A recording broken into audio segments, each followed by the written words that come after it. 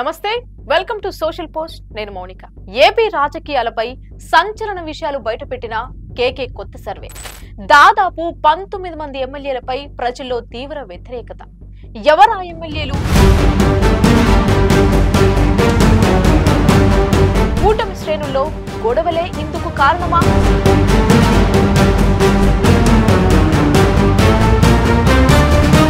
పవన్ కళ్యాణ్ పిఠాపురం వర్మ మధ్య అసలు ఏం జరుగుతోంది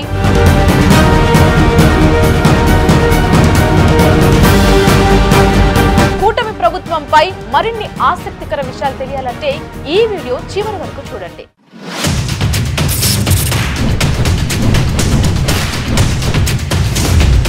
2024 ఆంధ్రప్రదేశ్ ఎన్నికల ఫలితాలపై ఖచ్చితమైన సర్వే చేసి సక్సెస్ అయి అందరి దృష్టిని ఆకర్షించిన కేకే మరలా ఏపీ రాజకీయాల గురించి సంచలన విషయాలు బయటపెట్టారు. 2014 ఎన్నికల్లో గెలుపొందిన వైసీపీ, టీడీపీ, జనసేన, బీజేపీ పార్టీలకు సంబంధించిన దాదాపు 19 మంది ఎమ్మెల్యేలపై ప్రజల్లో తీవ్ర వ్యతిరేకత ఉన్నట్లు తమ కేకే సర్వే సంస్థ తరపున సేకరించిన డేటాను బట్టి తేలిందన్నారు. జూన్ 5వ తేదీన కొత్తగా పారావీల్ బైట్స్ ను లాంచ్ చేసిన ఆయన ఈ ఆసక్తికర వ్యాఖ్యలు చేశారు.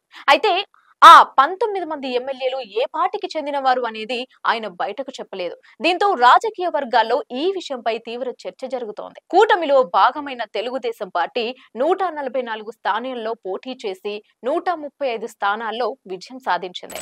జనసేన పార్టీ పోటీ చేసిన మొత్తం 21 స్థానాలను గెలుచుకుంది. ఇక బీజేపీ పోటీ చేసిన 10 స్థానాల్లో 8 గెలుచుకుంది. మొత్తంగా 175 స్థానాలకు గాను 164 స్థానాల్లో కూటమి ప్రభుత్వం గెలుపొందింది. వైసీపీ మొదట్లో 10 స్థానాలకే పరిమితమవుతోందని అనుకున్నారు. కానీ చివర్లో ఆ పార్టీ మరో స్థానాన్ని తన ఖాతాలో వేసుకుంది. దీంతో వైసీపీ సంఖ్య 11కు చేరింది.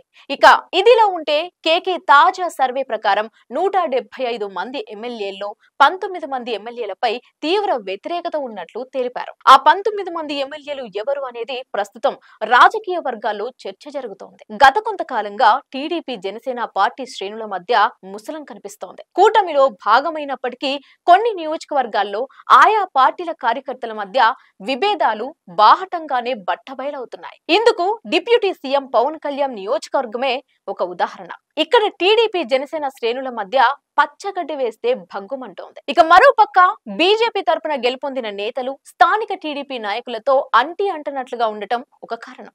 ఎందుకంటే రాష్ట్ర ప్రభుత్వంపై ప్రజల్లో ఏ విధమైన వ్యతిరేకత వచ్చినా అది వారికి అంటకుండా ఉండాలనేది వారి భావన. ఇక టీడీపీ విషయానికి వస్తే ఆ పార్టీ గెలుపొందిన నియోజకవర్గాల్లో పరిస్థితి మరీ దారుణంగా ఉంది.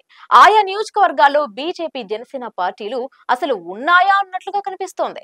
ఎందుకంటే ద్వితీయ శ్రేణి టీడీపీ నాయకులు జనసేన, బీజేపీ నాయకులకు సరైన ప్రాధాన్యం ఇవ్వడం లేదని ఆయా పార్టీ నాయకులు టీడీపీ నేతలపై గుర్రుగా ఉన్నట్లు తెలుస్తోంది. ఇక ఇదిలా ఉంటే ఎన్నికల సమయంలో కూటమి ప్రభుత్వం ఇచ్చిన సూపర్ 6 పథకాలు ఇంతవరకు అమలు చేయకపోవడం ఒక కారణంగా కనిపిస్తోంది. దీనిని ప్రజల్లోకి తీసుకెళ్లడంలో వైసీపీ విజయం సాధించిందని చెప్పవచ్చు. ఇక దీనికి తోడు కొన్ని నియోజకవర్గాల్లో రోడ్లు సరిగ్గా లేకపోవడం, మున్సిపల్ సిబ్బంది పట్టణాల్లో చెత్త తీసివేయడంలో విఫలం చెందడం, స్థానికంగా ఉన్న చిన్న చిన్న సమస్యలను సైతం ఎమ్మెల్యే పట్టించుకోకపోవడం ప్రజల్లో తీవ్ర వ్యతిరేకకు కారణంగా తెలుస్తోంది. ఇక అదే విధంగా గ్రామాల్లో బెల్ట్ షాపులు, పట్టణాల్లో లిక్కర్ షాపులు విచ్చలవిడిగా ఏర్పాటు చేయడం ప్రజల్లో వ్యతిరేకతకు మరో కారణం. సచివాలయం వ్యవస్థను నిర్వహించడంలో వైసీపీ ప్రభుత్వం సమర్థవంతంగా పనిచేస్తే కూటమి ప్రభుత్వం విఫలం చెందిందని ప్రజలు చెప్తున్నారు. ఇక వైఎస్ఆర్ కాంగ్రెస్ పార్టీ విషయానికి వస్తే 175కి 175 సీట్లు ఖచ్చితంగా గెలుస్తామని చెప్పి కేవలం 11 సీట్లకే పరిమితమైంది. గెలుపొందిన ఆ 11 నియోజకవర్గాల్లో టీడీపీ నాయకులే ఇన్ఛార్జీలుగా ఉంటూ అక్కడ పాలనా వ్యవహారాలు చూసుకుంటున్నారు. దీంతో ఏ పనులు చేయకపోవడం వలన వైసీపీ తరపున గెలుపొందిన ఎమ్మెల్యేల పైన వ్యతిరేకత లేకపోలేదు.